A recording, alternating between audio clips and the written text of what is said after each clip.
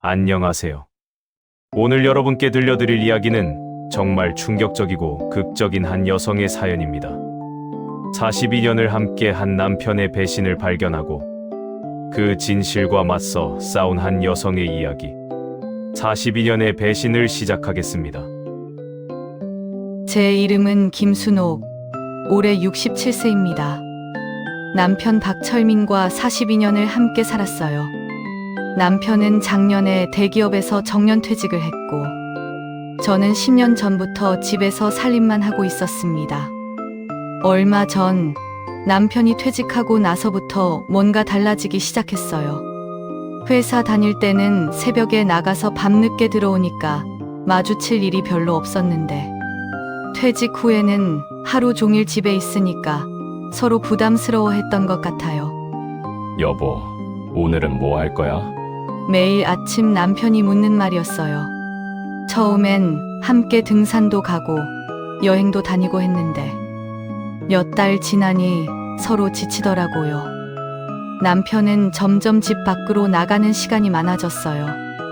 동창회다, 골프다, 등산 모임이다. 핑계는 많았어요. 저도 나름대로 이해하려고 했어요. 42년 동안 바깥에서 일하던 사람이 갑자기 집에만 있으면 답답하겠지 하고 말이에요. 그런데 이상한 일들이 하나둘씩 생기기 시작했어요.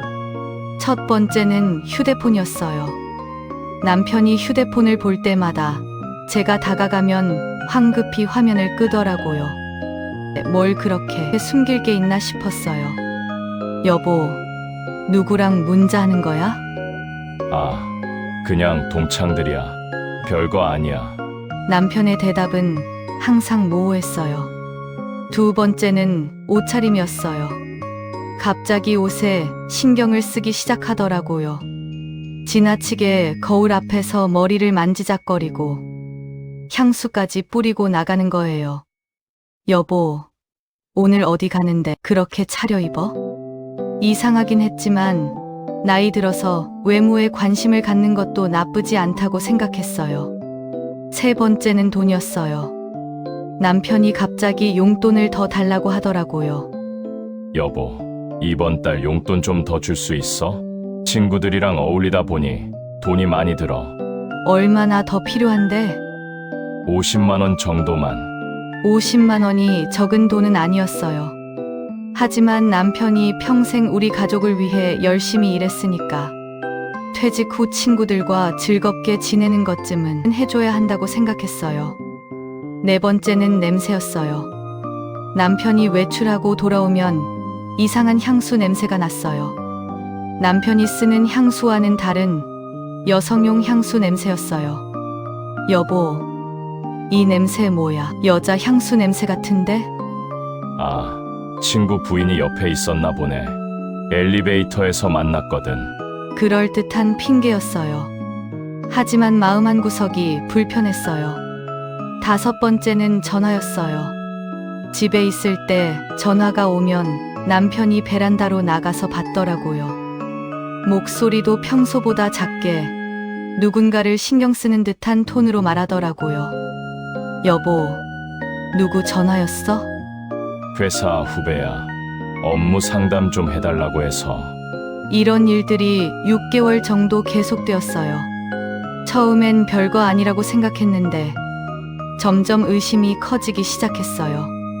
설마 이 나이에 남편이 하고 생각이 들면서도 한편으로는 불안했어요. 남편의 행동이 점점 더 수상해졌어요. 특히 화요일과 금요일마다 꼬박꼬박 나가더라고요. 여보, 오늘도 나가? 응, 등산 모임이 있어서. 등산 모임이 일주일에 2번씩이나 있어? 요즘 날씨가 좋아서 자주 모이거든. 말은 그럴듯했지만 뭔가 어색했어요. 그리고 등산을 다녀왔다고 하는데 옷이 하나도 더러워지지 않았어요. 어느 날 남편이 화장실에서 샤워를 하는 동안 용기를 내서 휴대폰을 봤어요. 처음엔 비밀번호도 없었는데 언제부턴가 잠금이 설정되어 있더라고요. 마음이 두근거렸어요. 42년을 함께 산 남편인데 저한테 숨길 게 뭐가 있을까요? 며칠 뒤 남편이 외출 준비를 하는데 휴대폰을 침실에 두고 거실로 나왔어요. 그 틈에 얼른 가서 봤더니 메시지 알림이 떠 있었어요. 여보, 오늘도 보고 싶어요. 약속 시간 늦지 마세요. 순간 머리가 하얘졌어요. 누가 우리 남편을 여보라고 부르는 거죠. 그것도 하트 이모티콘까지 붙여가며 손이 떨려서 휴대폰을 제대로 잡을 수가 없었어요. 남편이 다른 여자와 이런 문자를 주고받고 있다니. 여보, 내 휴대폰 못 봤어? 남편이 침실로 들어오는 소리가 들렸어요. 얼른 휴대폰을 원래 자리에 두고 나왔어요. 아니, 왜? 아니야, 그냥. 남편이 휴대폰을 확인하더니 안도의 표정을 짓더라고요. 그 모습을 보니 확신이 들었어요. 분명 뭔가 숨기고 있구나. 그날 밤 잠이 오지 않았어요. 남편은 옆에서 코를 골며 자고 있는데 제 머릿속에는 온갖 생각이 돌아다녔어요. 설마 나이 70을 바라보며 바람을 피우나? 내가 잘못 본 건 아닐까? 그럴 리가 없어. 하지만 마음 한구석에서는 이미 확신하고 있었어요. 남편이 외도를 하고 있다는 걸. 다음 날부터 남편을 주의 깊게 관찰하기 시작했어요. 외출할 때 어떤 옷을 입는지, 언제 나가서 언제 들어오는지, 들어와서는 어떤 표정을 짓는지. 그러면서 발견한 것들이 더 많았어요. 남편이 새 속옷을 샀더라고요. 갑자기 새 속옷을 사다니. 그것도 젊은 사람들이 입는 스타일로. 지갑에서 영수증도 발견했어요. 비싼 레스토랑, 커피숍, 심지어 여성용품 매장까지. 모두 제가 모르는 곳들이었어요. 내가 미쳐가는 건가? 하루 종일 남편을 의심하며 지내는 제 자신이 너무 비참했어요. 하지만 멈출 수가 없었어요. 결국 참을 수 없어서 남편을 미행하기로 결심했어요. 이 나이에 남편을 미행한다니. 우스꽝스럽기도 하고 비참하기도 했지만 진실을 알고 싶었어요. 화요일 아침 남편이 등산 모임에 간다며 집을 나섰어요. 저도 30분 뒤에 조심스럽게 뒤를 따라갔어요. 남편은 지하철을 타고 강남으로 향했어요. 등산을 간다면서 왜 강남으로 가는 걸까요? 강남역 근처 카페에서 남편이 내렸어요. 저는 멀리서 지켜봤어요. 그런데 카페 앞에서 한 여자가 남편을 기다리고 있더라고요. 50대 중반으로 보이는 여자였어요. 화장을 진하게 하고 젊은 스타일의 옷을 입고 있었어요. 남편을 보자 환하게 웃으며 팔짱을 끼더라고요. 순간 다리와 온몸에 힘이 빠졌어요. 정말로 남편이 바람을 피우고 있었던 거예요. 두 사람은 카페로 들어갔어요. 저는 밖에서 지켜볼 수밖에 없었어요. 창문 너머로 보이는 남편의 모습은 제가 아는 남편이 아니었어요. 그 여자를 보며 웃는 표정, 손을 잡는 모습. 42년 만에 처음 보는 남편의 모습이었어요. 1시간 정도 후에 두 사람이 나왔어요. 그리고는 근처 모텔로 들어가더라고요. 그 순간 정말 세상이 무너지는 것 같았어요. 남편이 다른 여자와 모텔에 들어가는 모습을 제가 직접 목격하다니. 길가에 주저앉아서 울었어요. 사람들이 이상하게 쳐다봐도 신경 쓸 겨를이 없었어요. 42년이라는 세월이 한순간에 무너져 내리는 기분이었어요. 집으로 돌아와서도 정신이 없었어요. 남편은 저녁 7시쯤 들어왔어요. 여보, 왔어. 등산 어땠어? 평소처럼 자연스럽게 물어봤지만 목소리가 떨렸어요. 아, 좋았어. 날씨도 좋고. 저녁은? 남편도 평소처럼 대답하더라고요. 방금 전까지 다른 여자와 모텔에 있었던 사람이 이렇게 태어날 수 있다니. 그날 밤에도 잠이 오지 않았어요. 남편은 옆에서 편안하게 자고 있는데 저는 천장만 바라보며 밤을 새웠어요. 이틀 뒤 금요일에도 남편을 미행했어요. 또 같은 여자를 만나더라고요. 이번에는 백화점을 돌아다니며 여자 옷을 사주고 비싼 레스토랑에서 식사하고 또 모텔로 들어갔어요. 확실했어요. 남편이 외도를 하고 있었고 꽤 진지한 관계인 것 같았어요. 집으로 돌아와서 남편의 지갑을 뒤져봤어요. 신용카드 명세서를 보니 깜짝 놀랐어요. 지난 6개월 동안 얼마나 많은 돈을 쓴 건지. 레스토랑, 카페, 백화점, 모텔. 모두 그 여자와 함께 간 곳들이었어요. 제가 아껴가며 모은 돈을 남편이 다른 여자와 함께 펑펑 쓰고 있었던 거예요. 그 여자가 누구인지 알아봐야겠다고 생각했어요. 다시 미행을 나갔어요. 이번에는 카페에서 헤어진 후 그 여자가 어디로 가는지 따라갔어요. 놀랍게도 그 여자는 남편이 다니던 회사 근처로 갔어요. 그리고 회사 건물 1층에 있는 커피숍에서 일하고 있더라고요. 설마 나쁜 예감이 들었어요. 남편이 다니던 회사 건물에서 일한다면 남편과 예전부터 알고 지낸 사이일 수도 있겠다는 생각이 들었어요. 집으로 돌아와서 남편에게 돌려서 물어봤어요. 여보, 회사 1층 커피숍에 예쁜 여자 있다고 하던데 알아? 그런가? 잘 모르겠는데.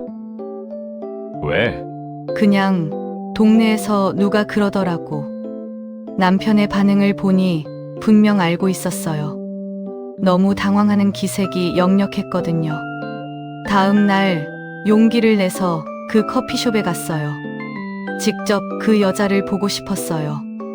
어서 오세요. 밝은 목소리로 인사하는 그 여자를 보니 마음이 복잡했어요. 생각보다 평범한 중년 여성이었어요. 특별히 미인도 아니고 그냥 또래 여자들과 비슷했어요. 아메리카노 하나 주세요. 네, 알겠습니다. 커피를 기다리면서 그 여자를 관찰했어요. 이름표를 보니 최미영이라고 되어 있더라고요. 여기서 오래 일하셨어요. 조심스럽게 물어봤어요. 네, 3년 정도 됐어요. 혹시 위층에서 일하는 사람들이랑도 친하세요? 네, 단골분들이 많아서요. 특히 작년에 퇴직하신 분들도 가끔 오세요. 그 말을 들으니 확실해졌어요. 남편이 회사 다닐 때부터 이 여자를 알고 있었고 퇴직 후에도 계속 만나고 있었던 거예요. 집으로 돌아와서 남편의 과거를 다시 생각해봤어요. 작년에 퇴직하면서 회사 사람들과 자주 모임을 가졌었는데 그때부터 시작된 걸까요? 남편의 행동을 더 자세히 관찰해봤어요. 외출할 때마다 새 옷을 입고 향수를 뿌리고 머리도 정성스럽게 만지고 나가더라고요. 늙은 할아버지가 연애하는 소년처럼 행동하고 있었어요. 며칠 뒤 결정적인 증거를 찾았어요. 남편이 샤워하는 동안 휴대폰을 보니 문자가 와 있더라고요. 오늘도 행복한 시간이었어요. 오빠와 함께 있으면 정말 젊어진 기분이에요. 우리 언제까지 이렇게 만날 수 있을까요? 가끔 미안한 마음도 들어요. 오빠 아내분한테. 하지만 이 마음은 어쩔 수 없어요. 다음 주 금요일에도 만나요. 읽는 동안 손이 부들부들 떨렸어요. 정말로 진짜였구나. 남편이 바람을 피우고 있었고 그 여자도 남편을 사랑하고 있었어요. 더 충격적인 건 편지 마지막 부분이었어요. 그 여자가 저에게 미안하다고 하면서도 남편을 사랑한다고 당당하게 적어 놓았더라고요. 더 이상 참을 수 없었어요. 42년이라는 세월을 배신당한 분노가 치밀어 올랐어요. 남편이 샤워를 마치고 나오는 순간 편지를 들이밀었어요. 이게 뭐야? 남편의 얼굴이 순식간에 하얘졌어요. 여보, 이건 42년을 믿고 살았는데 이게 뭐야? 바람을 피워? 목소리가 떨렸어요. 너무 화가 나서 제대로 말도 나오지 않았어요. 여보, 진정해. 내 말 좀 들어봐. 무슨 말을 들어? 증거가 다 여기 있는데 무슨 말을 더 들어? 남편이 변명을 하려고 했지만 들을 마음이 없었어요. 나는 한 푼 한 푼 아껴가며 남들 다 하는 것도 못해가며 모은 돈을 당신은 그 여자한테 다 갖다 퍼부었잖아. 신용카드 명세서를 들이밀었어요. 이것도 설명해봐. 모텔비, 레스토랑비, 선물비. 이게 말이 되니? 남편이 할 말을 잃고 있었어요. 여보, 내가 잘못했어 하지만이 뭐야? 다 늙어서 젊은 여자 만나서 놀아나는 게 자랑스러워? 그때 남편이 갑자기 화를 내더라고요. 그래, 나도 사람이야. 평생 회사와 집만 왔다 갔다 하면서 살았는데 이제 좀 자유롭게 살면 안 돼? 자유롭게 살자고 바람을 피워. 그럼 이혼이나 하고 자유롭게 살던지. 그동안 나 속여가며 사는 거 좋았어. 둘이 내가 얼마나 우스웠겠어. 이혼. 누가 이혼하자고 했어? 나는 그냥 뭐, 둘 다 가지려고. 집에서는 마누라가 있고, 밖에서는 애인이 있고, 남편의 태도가 정말 가증스러웠어요. 잘못을 해놓고도 당당하게 구는 모습이. 그 여자는 뭐가 좋다니? 다 늙은 할아버지랑 바람을 피워. 미영이는 나를 이해해줘. 나랑 대화도 잘 통하고. 남편이 그 여자 이름을 부르는 것만 들어도 화가 났어요. 이해해준다고. 42년을 함께 산 나는 당신을 이해 못해줬다는 거야? 그런 게 아니라 당신은 시시콜콜 잔소리만 하지만 잔소리. 정말 어이가 없었어요. 42년 동안 남편을 뒷바라지하며 살았는데 그게 잔소리라고 하다니. 좋아. 그럼 이혼하자. 자유롭게 그 여자랑 만나. 나도 더 이상 억울하고 분해서 못 살겠어. 여보, 왜 그렇게 극단적으로 나가? 그냥 조용히 넘어가면 안 돼. 남편의 말에 더욱 화가 났어요. 조용히 넘어가라고. 자기는 바람을 피우고 저는 모른 척하고 살라는 거였어요. 그날 밤 큰 싸움을 했어요. 42년 만에 처음으로 그렇게 큰 싸움을 했어요. 다음 날 남편은 미안하다면서 그 여자와 헤어지겠다고 약속했어요. 하지만 믿을 수가 없었어요. 한 번 바람을 피운 사람이 그렇게 쉽게 포기할까요? 일주일 정도는 조용했어요. 남편이 외출도 줄이고 집에서 얌전히 지내더라고요. 혹시 정말 그 여자와 헤어진 건가 싶었어요. 하지만 이상한 전화가 오기 시작했어요. 집 전화로 누군가 전화를 걸어와서 아무 말도 안 하고 끊더라고요.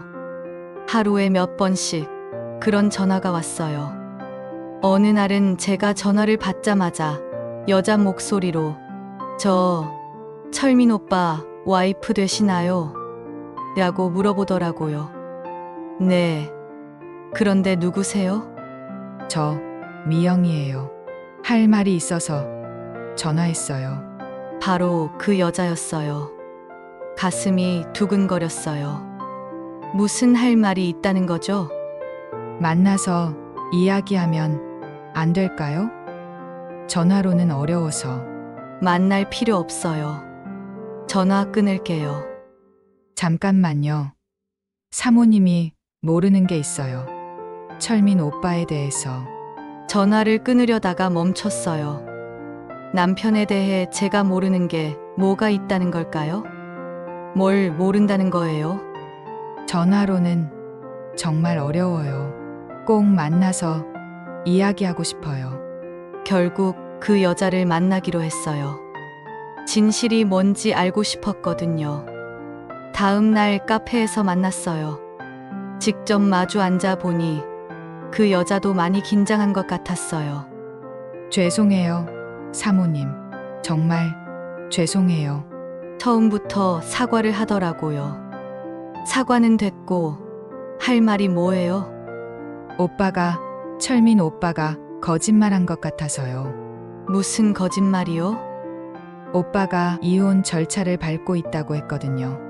뭐라고요? 남편이 그런 거짓말을 했다고요? 이혼. 누가 이혼한다고 했어요? 오빠가 그랬어요. 사모님이 먼저 이혼을 원하고 있고 곧 이혼할 거라고.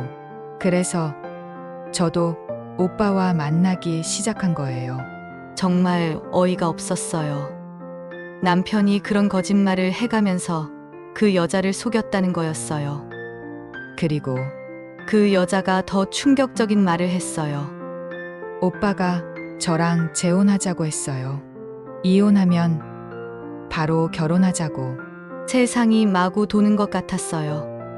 남편이 바람을 피우는 것도 모자라서 그 여자와 재혼까지 약속했다는 거였어요. 더 있어요. 그 여자가 계속 말했어요.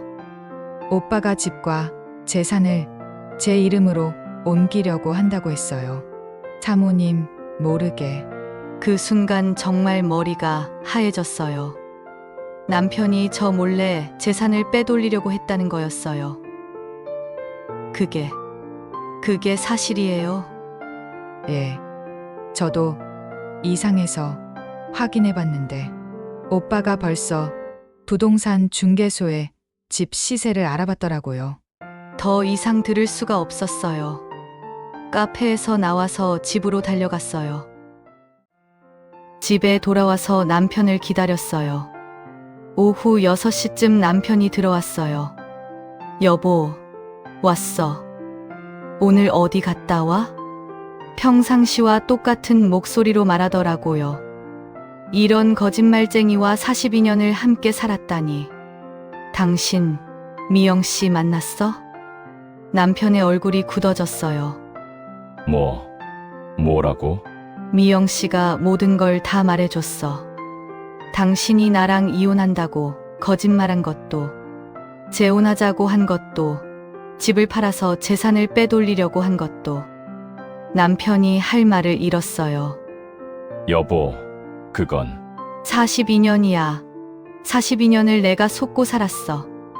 당신이 이런 인간인 줄 정말 몰랐어. 정말 분노가 치밀어 올랐어요. 바람을 피우는 것도 모자라서 저를 완전히 버리고 새로운 인생을 살려고 했다니.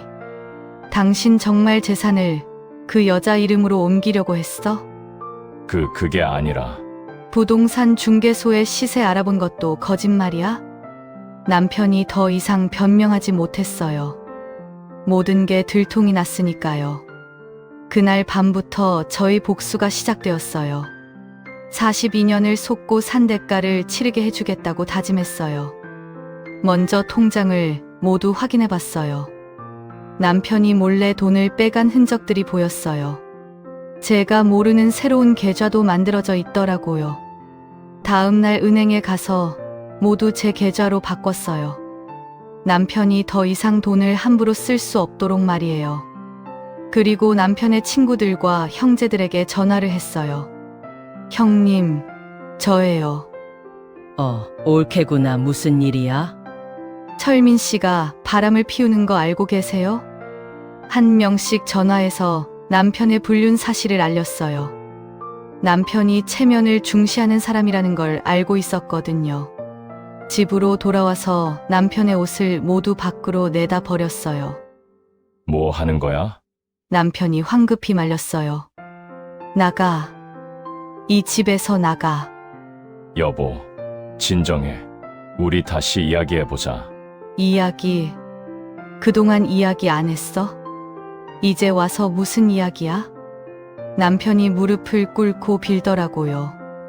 내가 잘못했어. 정말 잘못했어. 한 번만 용서해줘. 용서. 당신이 나를 완전히 버리려고 했는데 무슨 용서야? 그때 초인종이 울렸어요. 나가보니 미영 씨가 서 있더라고요. 사모님, 저 할 말이 있어서 왔어요. 뭘 또 할 말이 있다고요? 오빠가 저한테 사모님 욕을 많이 했어요. 성격이 더럽다고, 잔소리만 한다고, 살기 싫어서 죽겠다고. 순간 머리에서 불이 났어요.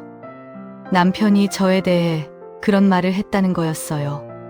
그리고 오빠가 사모님 나이가 많아서 이제 여자 같지 않다고도 했어요. 더 이상 들을 수 없었어요. 그 자리에서 미영 씨를 집 안으로 불렀어요. 남편이 미영 씨를 보고 깜짝 놀랐어요. 미영아, 왜 여기 와? 제가 다 말했어요. 사모님께. 남편의 얼굴이 새하얗게 변했어요. 당신이 이 여자한테 나에 대해 뭐라고 했는지 다 들었어. 남편이 저를 그렇게 생각하고 있었다니. 정말 배신감이 너무 컸어요. 미영 씨가 더 충격적인 말을 했어요. 사모님, 그리고 오빠가 사모님이 치매 초기라고 거짓말했어요. 그래서 빨리 이혼하고 재산을 정리해야 한다고. 뭐라고? 정말 기가 막혔어요. 남편이 저에게 치매가 있다고 거짓말까지 했다는 거였어요. 오빠가 저한테 사모님을 요양원에 보내려고 한다고 했어요. 그래서 집을 팔아야 한다고. 남편을 보니 얼굴이 창백해져 있었어요. 모든 거짓말이 다 들통이 났으니까요. 박철민 씨, 이게 다 사실이야? 남편이 입을 열지 못했어요. 대답해. 내가 치매라고 요양원에 보낸다고? 그런 게 아니라. 그럼 뭐야? 미영 씨가 거짓말하는 거야? 미영 씨가 다시 말했어요. 저도 처음엔 그런가 하고 믿었어요. 그런데 만나보니 전혀 그렇지 않잖아요. 오빠가 저도 속인 거잖아요. 미영 씨도 남편에게 속았다는 걸 깨달은 것 같았어요. 오빠, 저한테 왜 그런 거짓말을 하셨어요? 남편이 아무도 하지 못했어요. 어떻게 이 정도밖에 안 되니? 어쩜 이렇게 사람을 속일 수 있어? 바람을 피우는 것도 모자라서 내가 치매라고 거짓말하고 요양원에 보내서 재산을 가로채려고? 그때 현관문이 열리면서 큰아들이 들어왔어요. 제가 전화해서 오라고 한 거였어요. 엄마, 무슨 일이에요? 전화해서 급하다고 하셨는데. 큰아들이 집 안 상황을 보고 당황했어요. 엄마 아빠가 대치하고 있고 모르는 여자가 한 명 앉아 있고. 민수야, 와서 앉아. 내 아버지 이야기를 들어봐. 너도 이제 성인이고 이 집 장남이니 알건 알아야 한다고 생각한다. 그 자리에서 모든 걸 다 말해줬어요. 아버지가 바람을 피운 것, 거짓말한 것, 재산을 빼돌리려고 한 것. 큰아들이 믿을 수 없다는 표정을 지었어요. 아버지, 이게 사실이에요? 남편이 고개를 숙였어요. 민수야, 아버지가 잘못했다. 큰아들이 화를 냈어요. 아버지, 이 연세에 엄마한테 어떻게 이럴 수 있어요? 미영 씨도 당황해서 집을 나가려고 했어요. 저는 이만 가볼게요. 아니에요, 미영 씨. 끝까지 지켜보세요. 당신도 피해자니까. 사실 미영 씨도 남편에게 속은 피해자였어요. 남편이 거짓말로 그녀를 유혹한 거니까요. 큰아들이 아버지에게 말했어요. 아버지, 어머니한테 용서를 구하세요. 남편이 저에게 무릎을 꿇었어요. 여보, 미안해. 정말 미안해. 내가 정신이 나갔었어. 하지만 이미 늦었어요. 42년의 신뢰가 한순간에 무너진 상황에서 사과로 모든 게 해결될까요? 그날 밤 온 가족이 모였어요. 작은 아들과 딸도 급히 왔어요. 아버지의 불륜 소식을 듣고 모두 충격을 받았어요. 아버지, 정말 실망이에요. 딸이 울면서 말했어요. 우리 엄마가 얼마나 고생하면서 아버지 뒷바라지 했는데 아버지, 이제 어떻게 하실 거예요? 작은 아들이 물었어요. 남편이 대답했어요. 너희 엄마한테 용서를 구할 거야. 그 사람과는 완전히 끝낼 거고. 용서. 제가 웃으면서 말했어요. 42년을 속고 살았는데 용서를 구한다고? 아이들도 제 편을 들어줬어요. 엄마, 이혼하세요. 더 이상 살 이유가 없어요. 하지만 저는 이혼보다 더 확실한 복수를 생각하고 있었어요. 다음 날 변호사 사무실에 갔어요. 재산 분할에 대해 상담을 받았어요. 42년간 결혼 생활을 유지하셨다면 재산의 50%는 배우자의 것입니다. 특히 남편이 불륜을 저질렀다면 위자료까지 받을 수 있어요. 집으로 돌아와서 남편에게 통보했어요. 나는 이혼 안 해. 정말. 그럼 다시 시작할 수 있는 거야? 남편이 희망적으로 물어봤어요. 아니야. 이혼은 안 하지만 앞으로 우리는 남남처럼 살 거야. 무슨 말이야? 재산은 반반으로 나눠. 집도 내 명의로 바꾸고 당신은 딴 방에서 자. 그리고 생활비는 각자 알아서 해. 남편이 당황했어요. 그럼 우리가 무슨 부부야? 부부. 바람을 피운 사람과 무슨 부부야. 그냥 한 집에 사는 남남이지. 사실 이혼보다 이게 더 큰 벌이라고 생각했어요. 남편이 새 출발을 할 수도 없고, 그렇다고 예전처럼 편안하게 살 수도 없고. 며칠 뒤 미영 씨에게서 전화가 왔어요. 저 오빠랑 완전히 헤어졌어요. 그래요? 네.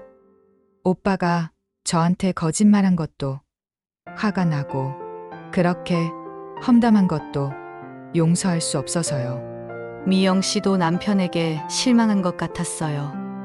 정말 죄송했어요. 제가 알았다면 절대 그런 관계를 갖지 않았을 거예요. 미영 씨의 사과를 받으니 조금 마음이 풀렸어요. 그녀도 남편의 거짓말에 속은 피해자였으니까요. 그로부터 6개월이 지났어요. 남편과 저는 같은 집에 살지만 완전히 다른 삶을 살고 있어요. 남편은 작은 방에서 혼자 지내고 저는 안방에서 지내요. 식사도 따로 하고 대화도 거의 하지 않아요. 처음엔 남편이 계속 용서를 빌었어요. 언제까지 이렇게 살 거야? 우리 다시 시작해보자. 하지만 저는 단호했어요. 당신이 42년 동안 쌓은 신뢰를 하루아침에 무너뜨렸잖아. 그걸 어떻게 다시 쌓아? 몇 달 지나니 남편도 포기한 것 같았어요. 더 이상 용서를 구하지도 않고 그냥 조용히 지내고 있어요. 저는 새로운 인생을 시작했어요. 그동안 남편 뒷바라지 하느라 포기했던 것들을 하나씩 찾고 있어요. 요가 학원에도 다니고, 독서 모임에도 참여하고, 친구들과 여행도 다녀요. 결혼 후 처음으로 제 자신만을 위한 시간을 갖고 있어요. 아이들은 처음엔 걱정했어요. 엄마, 정말 괜찮으세요? 아버지랑 화해할 생각은 없어요? 괜찮아. 엄마는 이제 엄마 인생을 살 거야. 사실 남편과 헤어지고 나니 오히려 마음이 편해졌어요. 더 이상 의심하지 않아도 되고, 눈치 보지 않아도 되고. 몇 달 전에는 남편이 우울증에 걸린 것 같더라고요. 하루 종일 방에만 있고, 밖에도 잘 나가지 않고, 미영 씨와 헤어지고, 저에게도 버림받고, 아이들에게도 실망을 안겨주고, 완전히 혼자가 된 거죠. 가끔 불쌍하다는 생각도 들어요. 모든 걸 잃고 혼자 지내는 남편을 보면. 하지만 자업자득이에요. 어제는 남편이 조심스럽게 물어봤어요. 나 이제 어떻게 살아야 할까? 당신이 선택한 길이잖아.